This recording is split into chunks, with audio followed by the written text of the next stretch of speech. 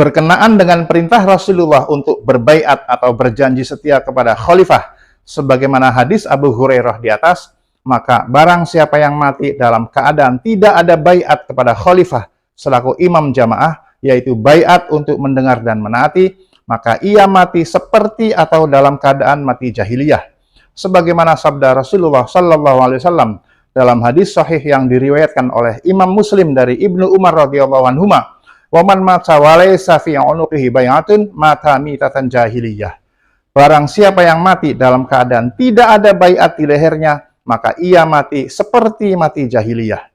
Semakna dengan hadis tersebut, Rasulullah sallallahu alaihi wasallam bersabda dalam hadis yang lain yang diriwayatkan oleh Imam Hakim dari Ibnu Umar radhiyallahu anhu, Imam Ibnu Abi Asim dari Abu Hurairah radhiyallahu anhu, serta Imam Ahmad, Imam Ibnu Hibban, dan Imam Tabrani dari Muawiyah bin Abu Sufyan radhiyallahu anhu, "Man mata wa laysa alaihi imamu jamaah, fa inna mautatahu mautatun jahiliyah." Barang siapa yang mati sedangkan ia tidak memiliki imam jamaah, maka ia mati dalam keadaan mati jahiliyah.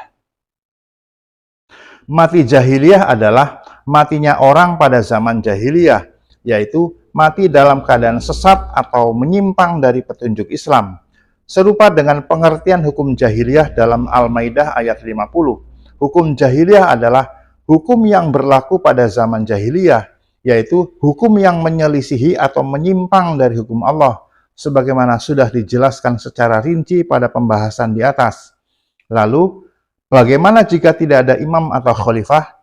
Apa yang harus dilakukan orang muslim agar terhindar dari kematian jahiliyah sehingga bisa selamat di akhirat? Dalam hadis sahih yang diriwayatkan oleh Imam Bukhari, Imam Muslim, dan lain-lain dari Huzaifah ibnul Yaman radhiyallahu anhu, bahwa pada suatu ketika Rasulullah sallallahu alaihi wasallam bersabda kepada Huzaifah ibnul Yaman, jika ia menemui para penyeru menuju pintu-pintu neraka jahanam, "Talzamu jama'atal muslimina wa imamahum." Tetaplah kamu bersama jamaah kaum muslim dan imam mereka. Kemudian Huzaifah ibnul Yaman bertanya, bagaimana jika tidak ada jamaah kaum muslim dan imam mereka? Rasulullah sallallahu alaihi wasallam menjawab, "Fa'tazil tilkal firqa kullaha walau anta 'abda bi asli syajaratin hatta yudrikakal maut wa anta 'ala dzalik." Tinggalkanlah semua firqah itu, sekalipun kamu harus menggigit akar pohon hingga kematian menjemputmu, dan kamu harus tetap dalam keadaan seperti itu. Jadi, jika tidak ada imam atau khalifah, agar terhindar dari kematian jahiliyah, orang muslim wajib meninggalkan semua firqah, sekalipun ia harus menggigit akar pohon hingga kematian merenggutnya. Semakna dengan hadis tersebut, dalam hadis yang lain yang diriwayatkan oleh Imam Ahmad, Imam Abu Dawud, dan Imam Bazar dari Huzaifah ibnul Yaman radhiyallahu anhu, Rasulullah sallallahu alaihi wasallam bersabda kepada Huzaifah ibnul Yaman, "Fa in ra'aita yauma idzin khalifatallahi fil ardi falzamhu wa innaha kajismaka wa akhadha malaka. Fa in lam tarahu fahrub fil ardi walau anta muta wa anta 'adhan bi jizri syajarah." Jika pada hari itu kamu melihat khalifah Allah di bumi, maka ikutlah dia meski dia menyiksa ragamu dan merampas hartamu.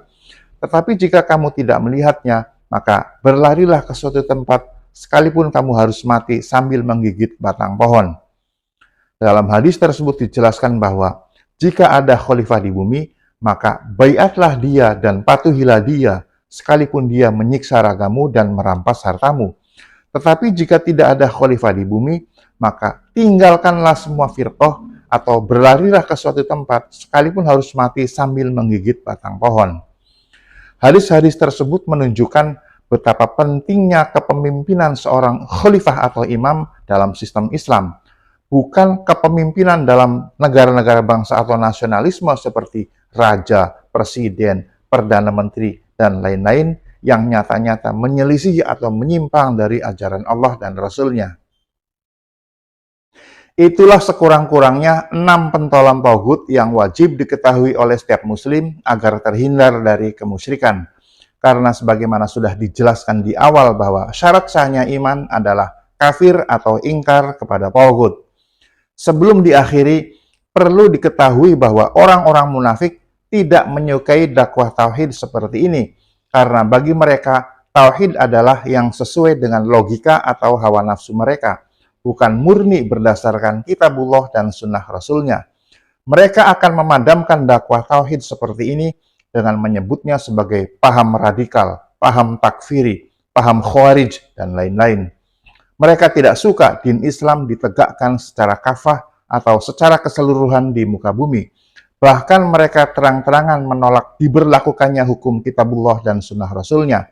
Sebagaimana firman Allah dalam An-Nisa ayat 61. Wa idza qila lahum ta'alau ila ma anzalallahu wa ila rasuli ra'aital munafiqina yasudduna anka sududa. Dan apabila dikatakan kepada mereka, marilah kalian patuh pada kitabullah dan sunnah Rasulnya, niscaya engkau Muhammad melihat orang-orang munafik menghalangi dengan sekuat-kuatnya darimu. Demikian, semoga bermanfaat.